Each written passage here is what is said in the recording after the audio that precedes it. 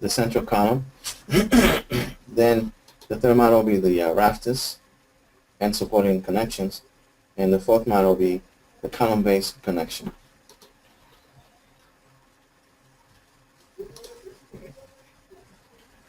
So number one will be complete nonlinear analysis of the tank. The objective is to determine the progressive collapse and ultimate load capacity. The central column nonlinear analysis and ultimate buckling.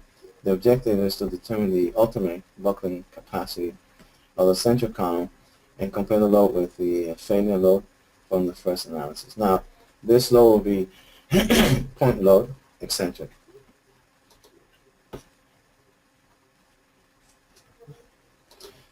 The fourth analysis will be the third analysis will be a nonlinear analysis of the rafters with connection model. The objective will be to determine the ultimate failure load, considering the constant connection, and compare whether this load must be major with a failure load from the first analysis in the first flowchart. The fourth model is the column-based connection nonlinear analysis. The objective is to determine the ultimate capacity of the column bases.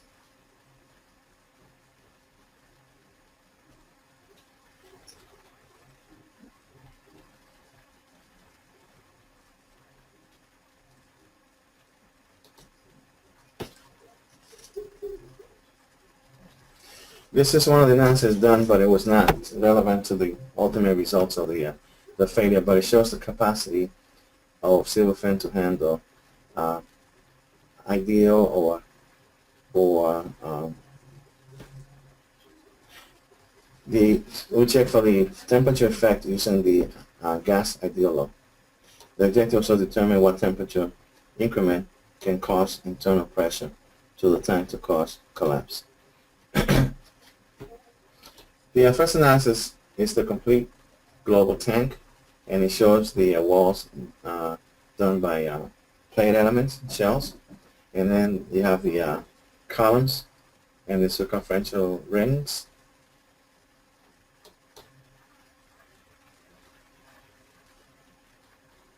The boundary conditions. In the boundary conditions, you see it's fully constrained at the base.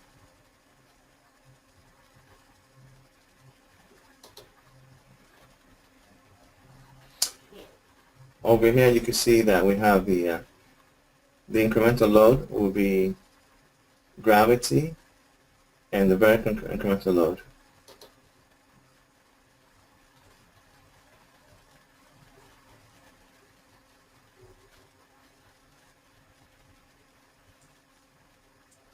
Now the boundary condition shows the on the left created incrementally.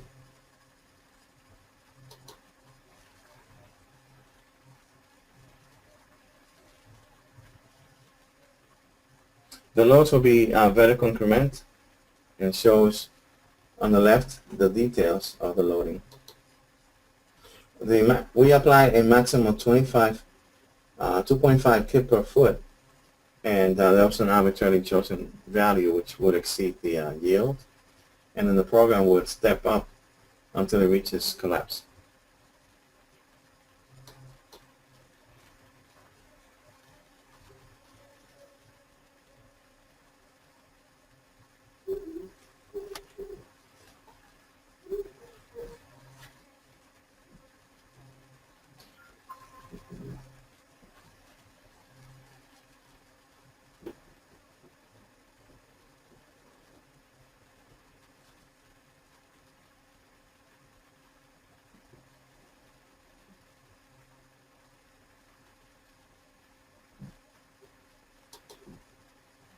The analysis case included in this will be incremental load, self-weight, and boundary conditions.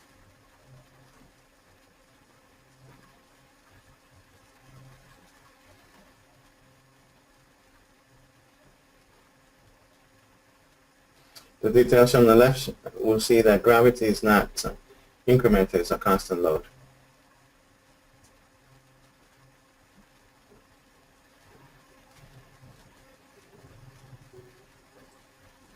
Now, this the locations are displayed.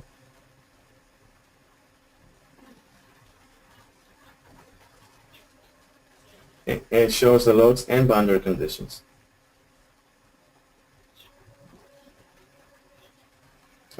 Now these loads are transferred on the mesh, onto the mesh.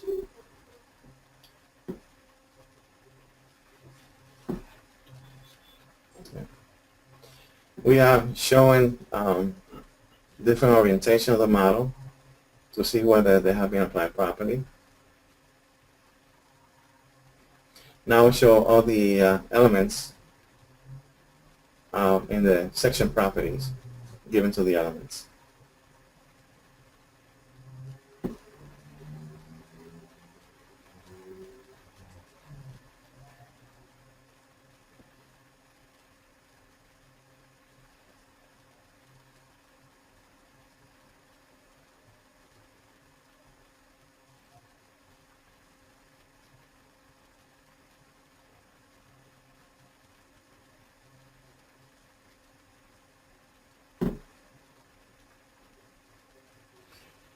The structural sections used are shown on the right,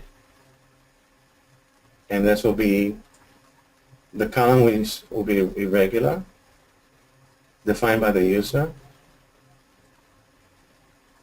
Then we have properties. These are the composition shown here, and we'll show graphically as shown. CivilFEM is able to get the section properties based on user-defined components.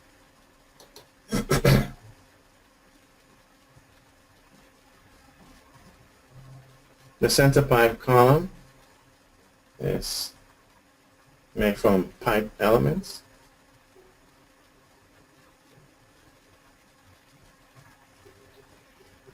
The outer columns have a regular section properties of I-beam. The inner column ring, similar.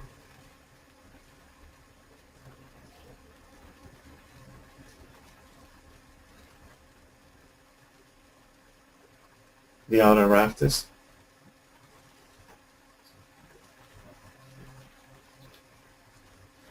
The sections shown are based on existing plan given. Now you have the angle 3 by 3 by 3/8.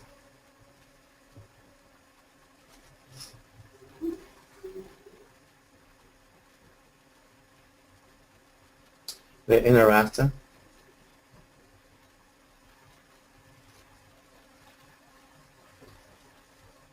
And the center rafters. The center rafter, they rest on the center column.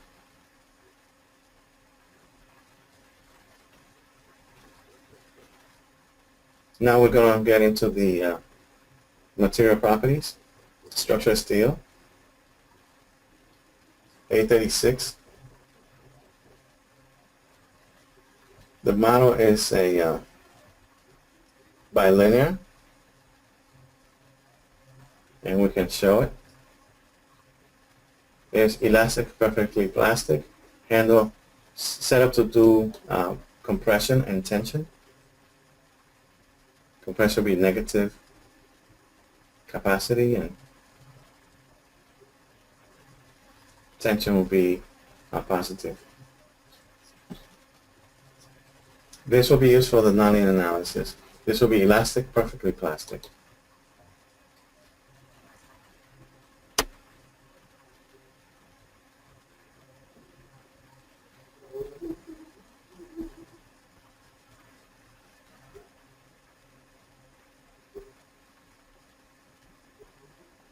The model could have been either linear or bilinear, so we will do nonlinear, which means bilinear.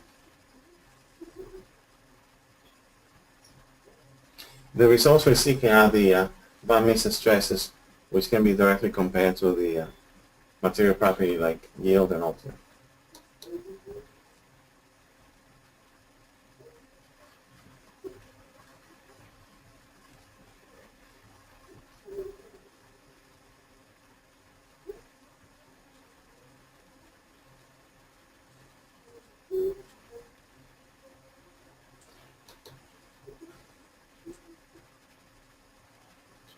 Now we're going to see the results by loading them from executed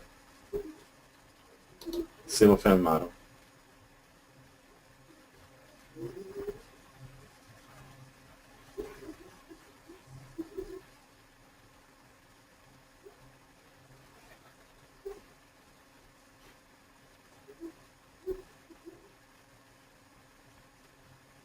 We're looking for the component to display the van Mises, and we're showing KSI.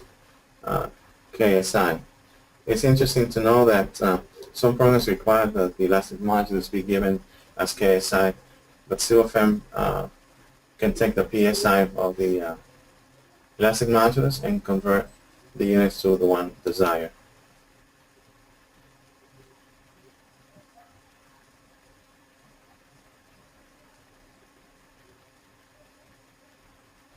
This is a model showing, since we are seeking to know the understanding of the collapse of the rafters, the surface plates are not shown.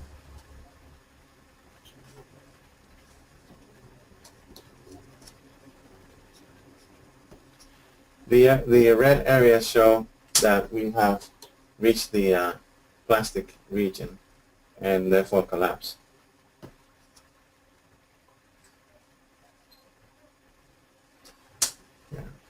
We'll show that the collapse will occur at the center of the model.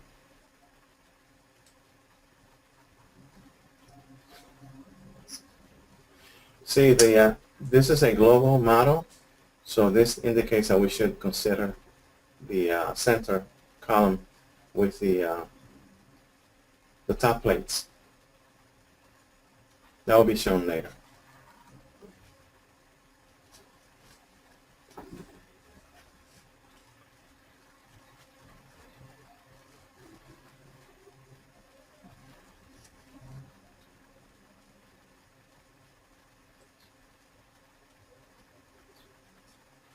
We are looking at the different zone of the model, so we will remove some of the components to look closer, to better understand.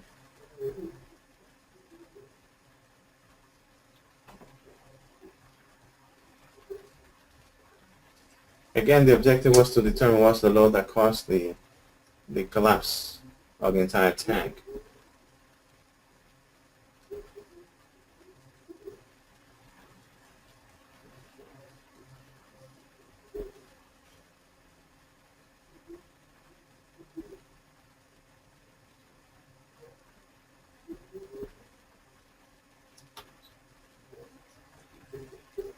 As we can see, the column shows some buckling, but another model will give us more detail of the actual magnitude of the collapse, causing the collapse.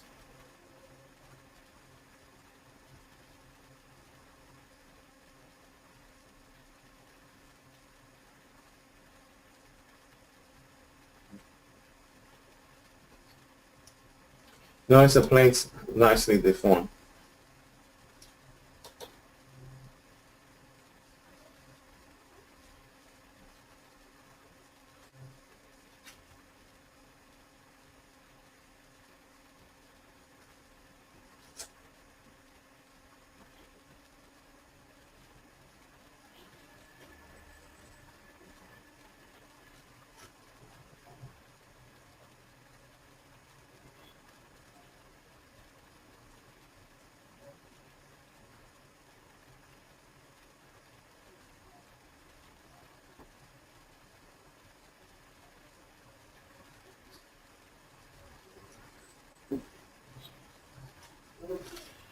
So then we're going to see what was the load that caused the collapse of the roof.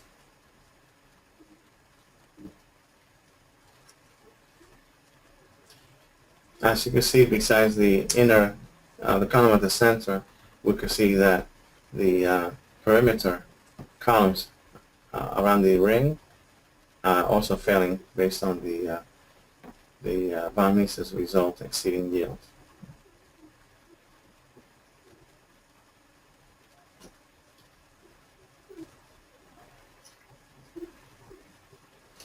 The global analysis gave us a clue as to what to use, how to proceed.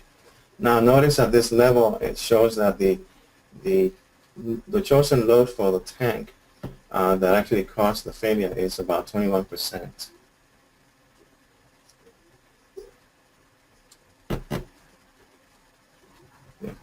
Again, this is 21% of the arbitrarily excessive load, and CivilFEM iteratively found it.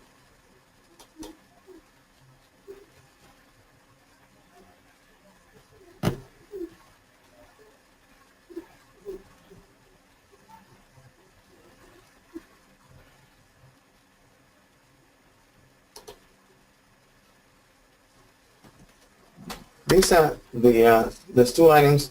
The latch deflection has to be turned on the flag, and the default settings should be left along they normally work, and the create increment results is done auto stepping by CivilFEM.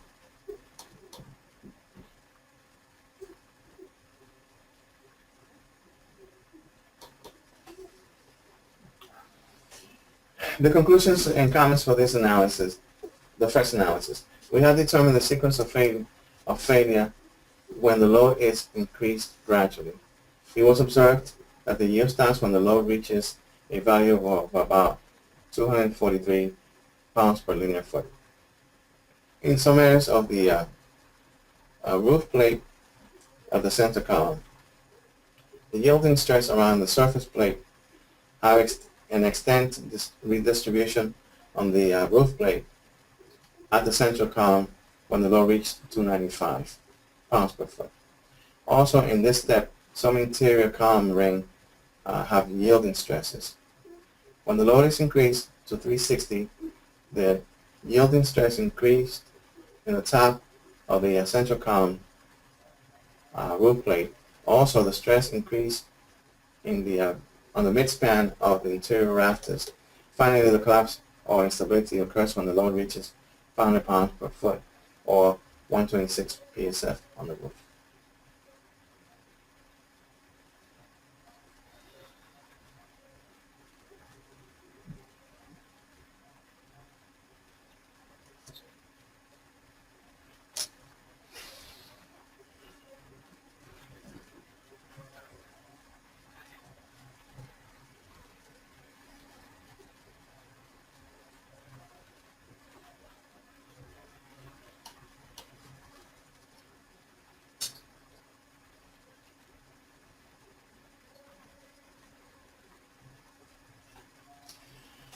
We have not demonstrated that it is possible to review the increments from the failure backwards or forward, and that's how we obtain these values, and that happens by loading different steps. Now this is a model. Second analysis. The central column, we want to do the nonlinear buckling.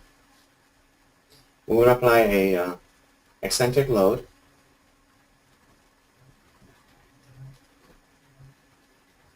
based on the results of the model with an added factor for CivilFEM to determine what the collapse load is.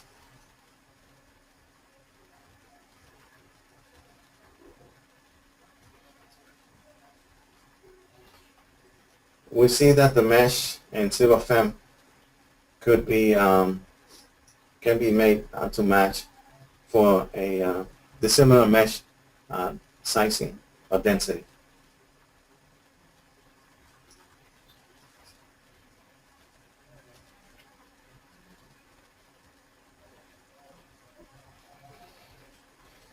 The eccentric incremental load, it shows that we used a point load of 18 kip.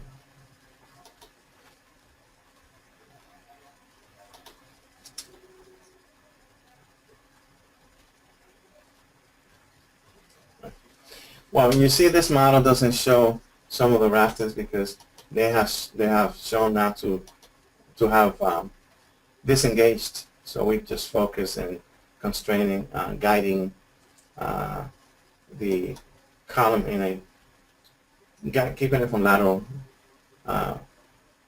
displacement.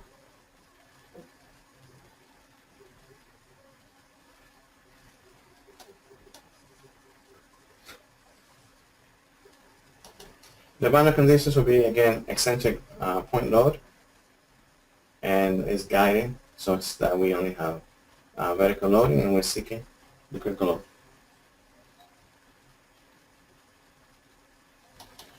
This model is closer to the real model in terms of by using shell elements.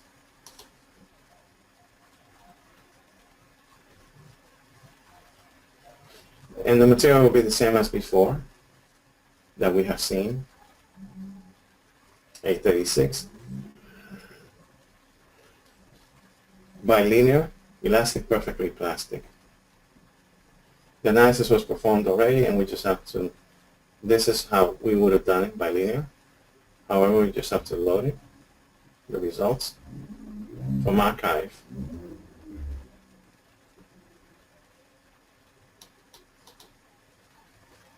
And it shows the same settings to cause linear nonlinear stepping of the load. These are the flags of importance. Create incremental results based on the settings. We use the default settings.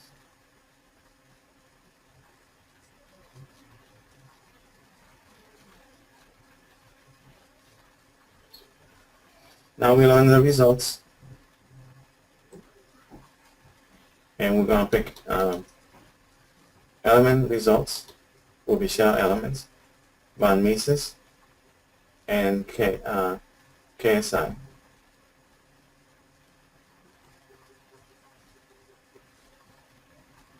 We're going to use average stresses, which is element average stresses.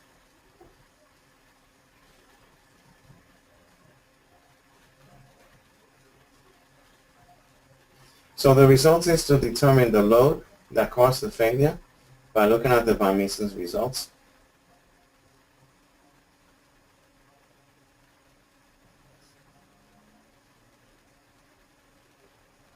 So we're rotating to see where the maximum stresses occur.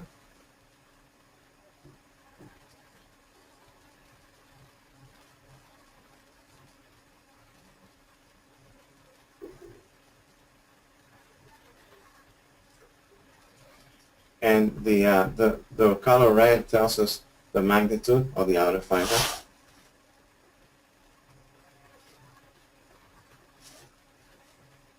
And it shows the location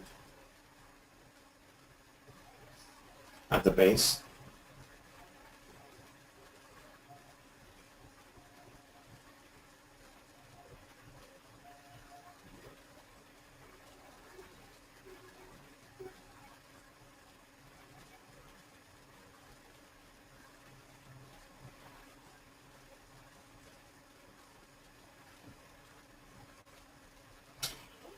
The critical load that caused buckling, it's about 95% of what we chose.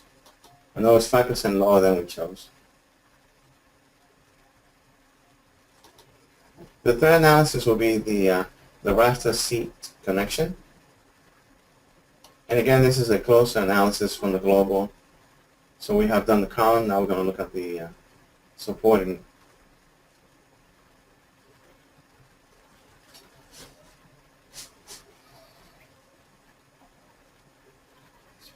This is showing the connection.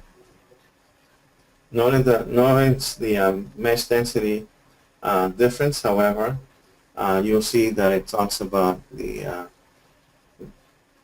glue which makes the incompatible elements continuous. The bolts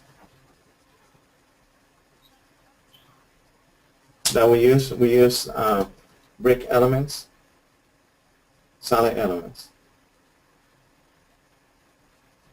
So we have moved from shell to solid 3D elements.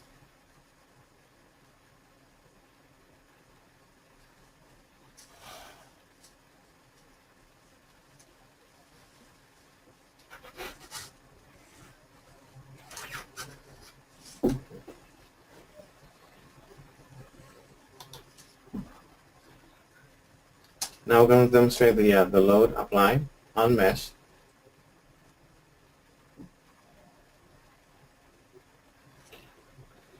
Now here you can see the loads that's applied from the solid to the mesh.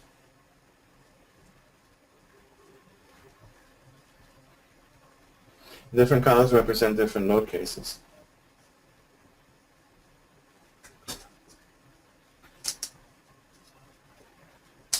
Now we're going to look at the material again, same as before.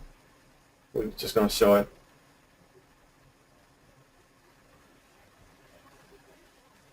We're going to use bilinear as before.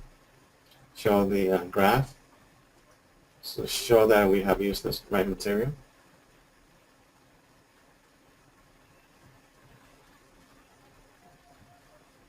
The analysis will pick bilinear and automatically causes it to be nonlinear.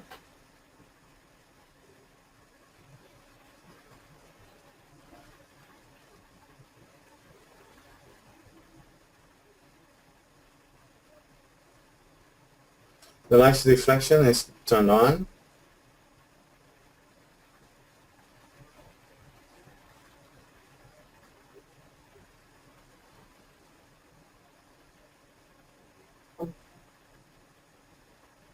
And now we're going to load the resulting file.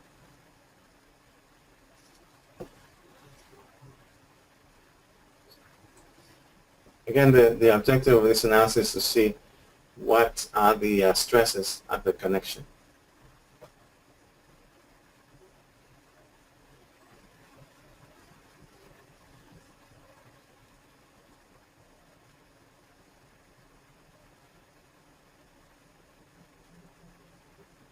Again, the bond mixtures will be shown as average of the element, and it will be in KSI, which can be compared directly to the material yield and ultimate strength.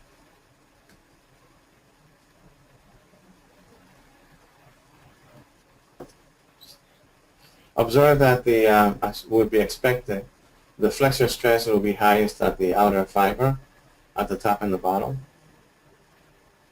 And we'll see a buckling, a lateral buckling.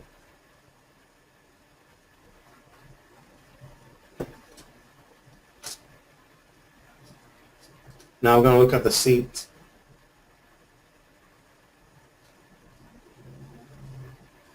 And these are contact elements.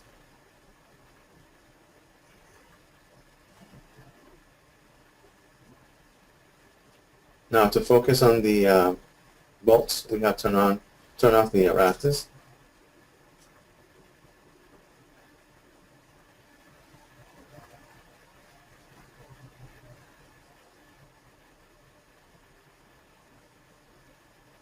Again, notice that the elements are three-dimensional solid elements.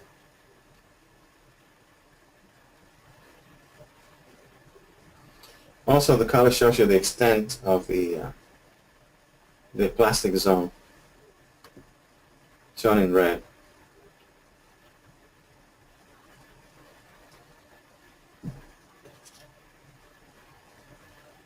Notice what occurs underneath the rafters at the seating of the support.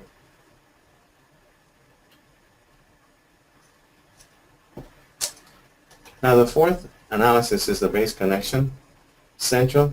So now we can see that we have done the global to get an idea what to apply for load at the column. From the column to the rafters, from the rafters to the seat, from the seat to the bottom as the load path is being investigated. From point of application to final support at the base.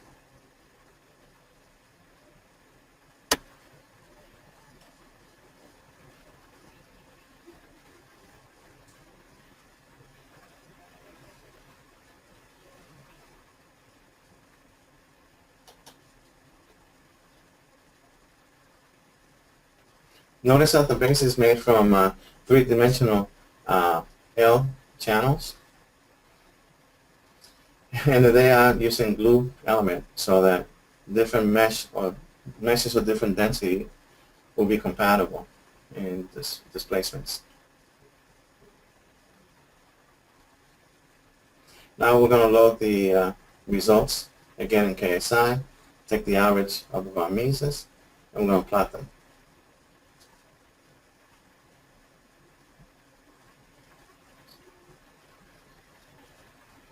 The red color represents the nonlinear plastic deformation from the nonlinear results.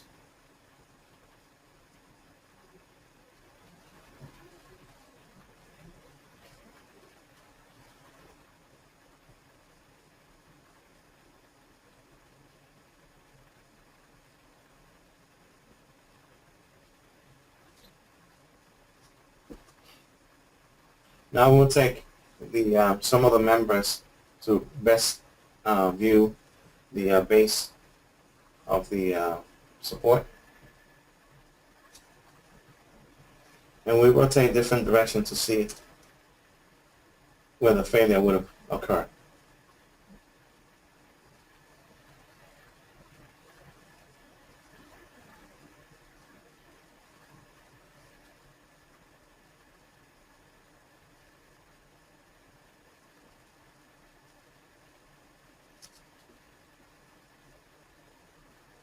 On the right-hand side, we can see the type of connection that we have.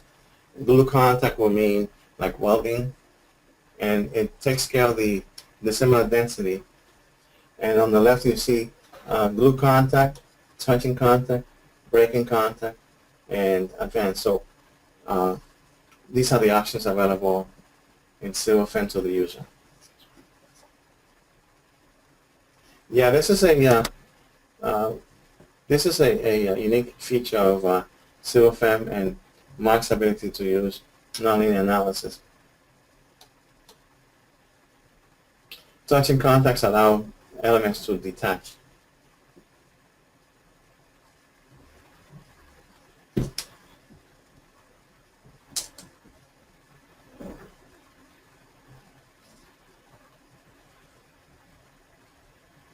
Now we're going to make invisible this item in red, turquoise. Now we can see better the areas of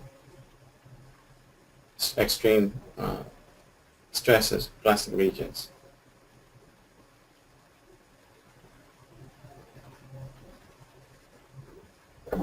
The fifth analysis is the base connection of the irregular column.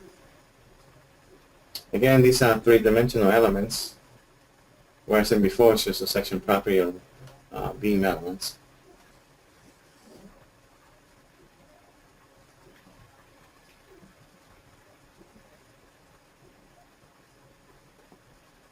Again, we see the different kinds of elements on the right. Contact elements.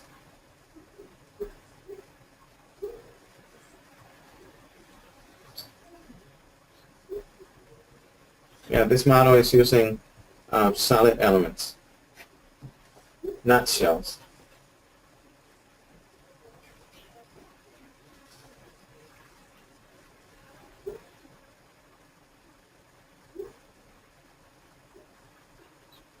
Now we loaded the final results in a series of steps in the nonlinear analysis.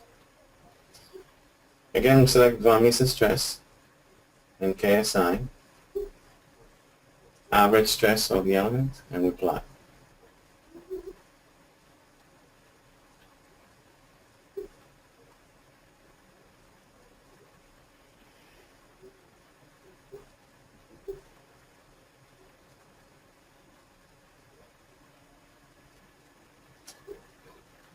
Again, we are rotating to view the results and showing the deformation of the supporting beam at the interface with the column. The turquoise will be made invisible. You can see the continuity between different parts thanks to the glue solid elements, contact elements.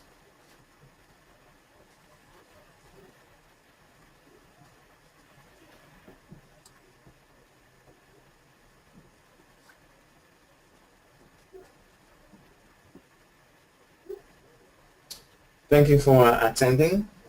If you have any questions, please contact us at this email. I hope that you had a pleasant experience in this demonstration of CivilFEM and its nonlinear analysis capabilities, including nonlinearity of material and contact, and nonlinear buckling.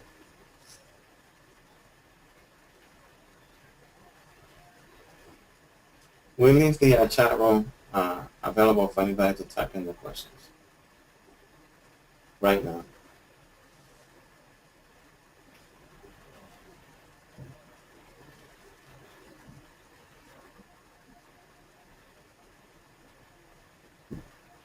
If you have any specific topic that you'd like us to include for future webinars, we really appreciate it. As well as if there's any way that the presentation could be made more profitable to the audience, please just send us your comments and recommendations.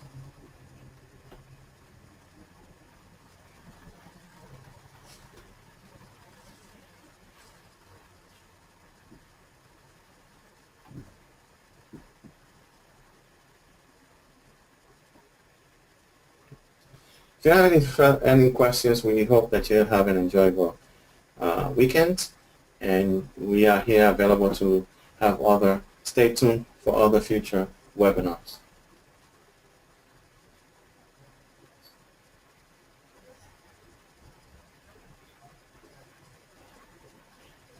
The next webinar will be of trust element models, and I hope that we can count on your participation.